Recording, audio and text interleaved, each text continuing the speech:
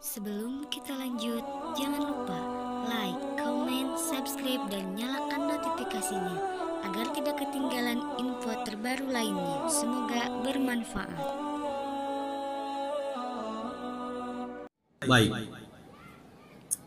Baik. Beliau bertanya terkait dengan kepemimpinan kita dan menawarkan sekaligus, apakah tidak bagus kalau ya ayyuhalladzina amanu udkhulu fis-silmi kafah, masuk ke dalam Islam secara kafah, artinya mendirikan satu negara yang betul-betul bersyariatkan Islam. Nah, saya kira itu hal yang sulit bagi Indonesia. Kita sudah betul demokrasi ini, cuman kan ada periodenya, ada periodiknya, bahwa situasi dan kondisi sekarang ini sulit untuk diharap. Pertama-tama kita ketika Prabowo dilantik, waduh, menyala-nyala pidato Prabowo itu. Siapa yang tidak percaya dengan pidato beliau? Tapi kemudian mulai down masyarakat karena pajak sudah dinaikkan 12%, mulai ribut di mana-mana, kendaraan bermotor, dan pertengkaran, mulai terjadi, saling buka kartu antara Jokowi dan orang Cina, 9 cacing yang ada di Indonesia ini, dan mengenai ustadz-ustadz yang takut kepada intelijen mana yang bisa mempengaruhi kita ini. Orang kalau sudah berdakwah itu tidak ada pusing, ada intelijen dari surga, dari neraka, tidak ada pikiran itu. Yang ada di pikiran itu bukan ustadz, bukan pendakwah. Yang ada di pikiran itu adalah pemesan bicara. Bapak tahu nggak pemesan bicara, tukang pidato. Di Indonesia ini bukan penceramah yang ada, tukang pidato yang banyak. Tukang pidato, tukang oceh. Ada satu waktu anak muda di Medan, Labuan Batu Selatan. Mulai dari awal dia pidato, dia puji-puji bupati. Wah, begitu giliran saya ceramah dan saya bilang, kau masih muda, bupati tidak ada, kau puji-puji, kau jilat taiknya bupati. Taiknya bupati kau jilat. Kau masih muda ini, hati-hati, jangan-jangan kau ini nanti stroke, mulutmu bengkok nanti. Masih kecil saya bilang, kamu ini ustadz output dari pesantren, tapi penjilatnya minta ampun. Bupati tidak ada, dia puji-puji bupati di situ. Innalillahi. Kenapa? Dia tunggu-tunggu Intel dengar. Intel sampaikan, ini ustadz bagus. Dan giliran saya rimbas. Tidak ada peduli saya. Padahal di Sumatera Utara itu. Tak jungkir-jungkir dia di situ. Langsung pamit pulang. Begitu juga Haikal Hasan. Padahal saya rimbas itu. Kalau ada yang tersinggung pengikut Haikal, kita baku pukul di luar masjid. Ada itu di YouTube. Saya tak sampaikan begitu. Jadi begitu Pak, saya kemana-mana sendiri. Kalau betul-betul mau bersikap sebagaimana Umar bin Khattab. Begitu masuk Islam, nggak separuh dia. Nggak ada separuh-separuh. Kalau separuh-separuh, nggak usah jadi Islam. Begitu. Tetap jadi kafir sana. Tapi kalau masuk ke agama ini dan menjadi pendakwah, memilih jalan di jalan yang hak, fisabilillah, harus berani dalam kondisi bagaimanapun dan tidak pernah menunggu orang lain. Jangan saling menunggu, sampaikan itu. Kemarin saya ceramah tentang dasar latih di kompleknya dia. Banyak sekali guru-guru besar dari UNEM, dari Unhas, banyak sekali profesor situ. Usai saya ceramah minta berfoto sama-sama. Wah, berani betul Ustaz. Bukan soal berani, kita sama-sama dari Sulawesi. Mana kita biarkan yang begini? Jangan. Di Al-Quran dikatakan orang-orang kafir akan meminta pertanggungjawaban. Nanti Allah tanya, malaikat tanya, kafir kenapa kau di neraka? Karena ini ustadz ini tidak bilang. Kalau saya sudah sampaikan, beban saya sudah habis. Bukan benci kepada orang kafir, sayang ke mereka. Itu bukti sayang. Pak. Kalau orang tua betul sayang ke anak, pukul. Jangan, aduh nak, kenapa kamu begini? Itu orang tua bencong itu. Suruh berdiri dia, hajar sekali dengan sabuk pinggang. pakai tenaga penuh sampai dia tidak lupa masuk ke liang kubur. Itu dia. Hajar, tapi jangan ada bekas temannya lihat. Begitu. Hajar sekali tempat di mana bukan tempat mati, tempat di mana dia kapok, pedis di antara pinggang dan ini, hajar dengan sabuk pinggang. Tobat itu. Nabi Muhammad pernah ada cambuk untuk istri dan anak cucu beliau. Sampai beliau wafat, cambuk itu tidak digunakan karena anak istri beliau taat kepada Nabi Shallallahu Alaihi Wasallam. Nah, saya kira begitu. Didik generasi kita, berdoalah. Insya Allah Indonesia ini walaupun kondisinya begini, sulit untuk Islam dikalahkan. Kondisinya memang begini. Ya kita berdoa, mudah-mudahan ada orang-orang tertentu termasuk Menteri Agama Nasaruddin Umar. Ini yang beliau ini yang sambutan pada buku saya. Tapi waktu itu dia masih dirjen. Ini di buku saya ini sambutan ada di buku saya ini. Profesor Dr. Nah ini dia. Nasaruddin Umar tahun 2008. Dia masih dirjen Bimas Islam. Sekarang dia sudah menteri agama. Nah, waktu dia dirjen Bimas Islam, dia memberikan sambutan pada buku saya. Jadi beliau sudah kenal saya dari tahun 2008. Itulah kita tinggal berharap kepada Prabowo dan Nasaruddin Umar, dirjen Menteri Agama. Kalau Menteri Agama yang kemarin itu lagi dikejar polisi. Mudah-mudahan tuh Yakut itu masuk penjara. Ya, pancuri juga itu. Pancuri berapa puluh triliun.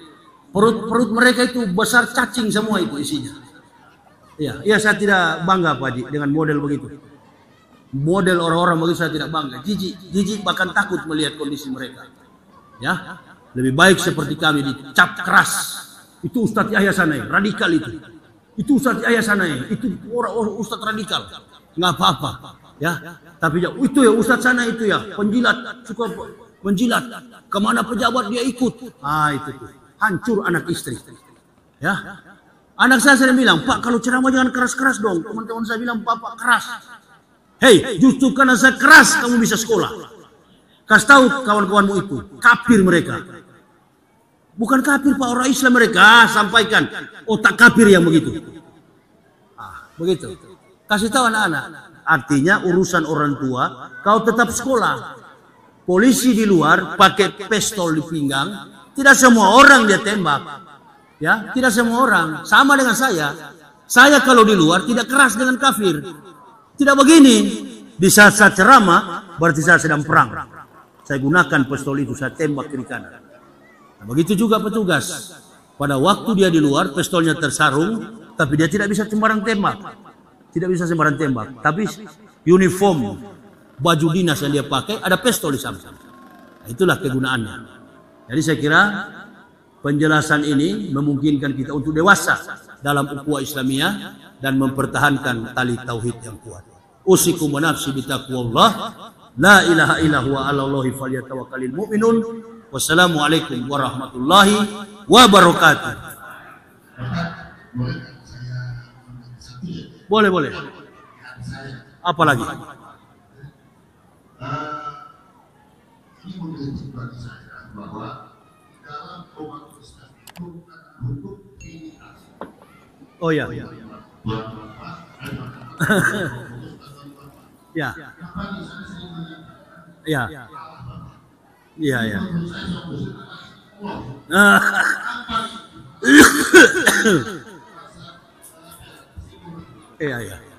Singkat memakan biar bisa zuhur jamnya. Iya.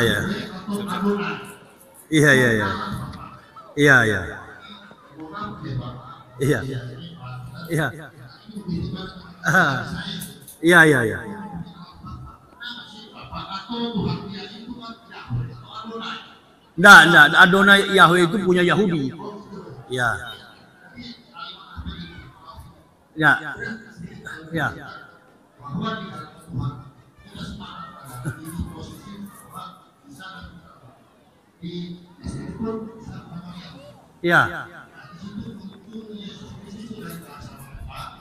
dan kemudian Yesus Kristus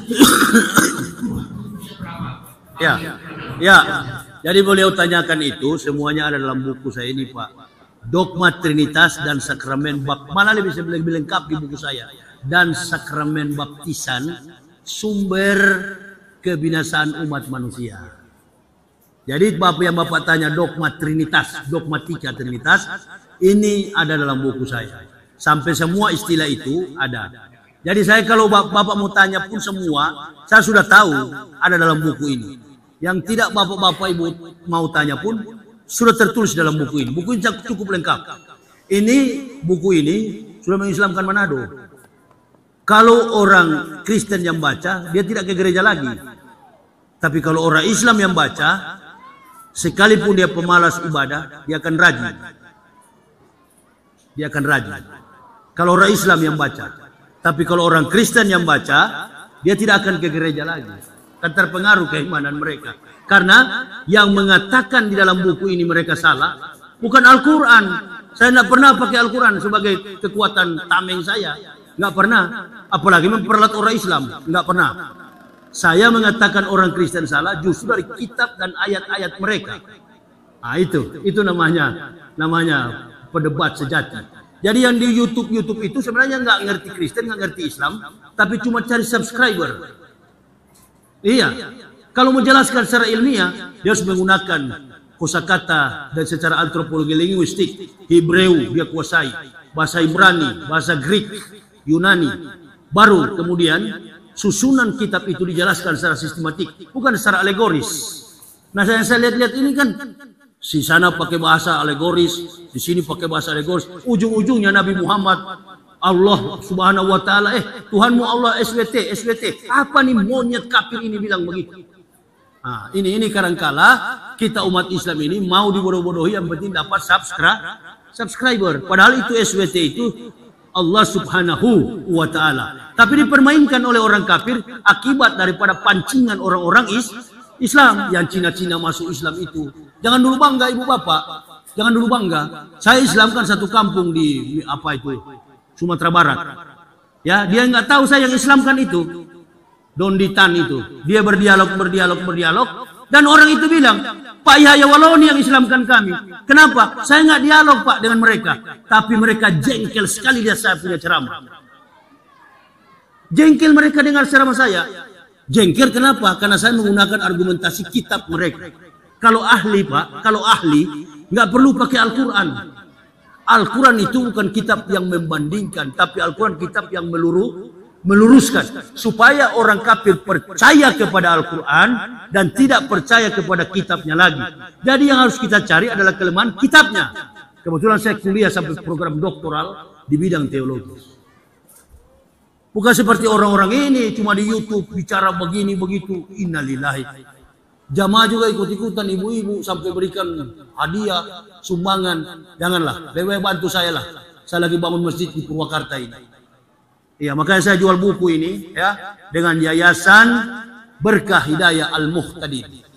Itu. Jadi saya lagi bangun masjid dan rencana bangun tempat majelis taklim se-Jabodetabek. Besar, insya Allah. Seperti Agim dulu. Tapi disitulah saya bikin studi perbandingan di mana kebesaran Islam dari dua agama ini. Nah itu. Jadi ibu bapak supaya lebih tahu tentang tiga agama Islam benar, bapak baca buku ini. Kebenaran Islam menurut mantan pendeta. Bukan salah-salah yang beri sambutan ini. Sekarang beliau jadi Menteri Agama. Saya kira itu aja yang bisa kami sampaikan. Mudah-mudahan beliau terjawab. Dogma Trinitas nanti bapak buka halaman 65. Sampai ketuhanan Yesus diragukan oleh B.J. Bolan di buku ini. Saya kira itu. Terima kasih Ibu Bapak. Wassalamualaikum warahmatullahi wabarakatuh.